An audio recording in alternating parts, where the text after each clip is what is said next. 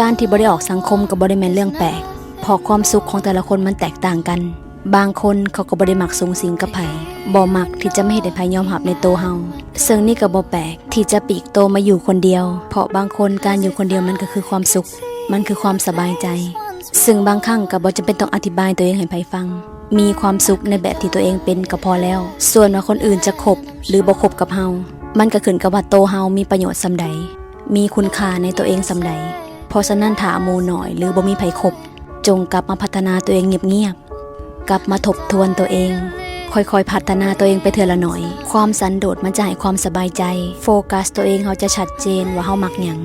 ชีวิตอยากไปเป็นแบบใดได้ทบทวนชีวิตคนอื่นแล้วเอามาสอนตัวเองค่อยๆพัฒนาตัวเองแก้ไขนิสัยที่เฮาเคยผิดพลาดและการกลับมาอยู่กับตัวเองจะเป็นการรวมใจช่วยให้เฮาโฟกัสทุกสิ่งทุกอย่างได้ง่ายขึ้นเห็นภาพเป้าหมายได้ชัดขึ้นและเฮาจะคิดเป็นขึ้นเป็นผู้ที่มีวุฒิภาวะหลายขึ้น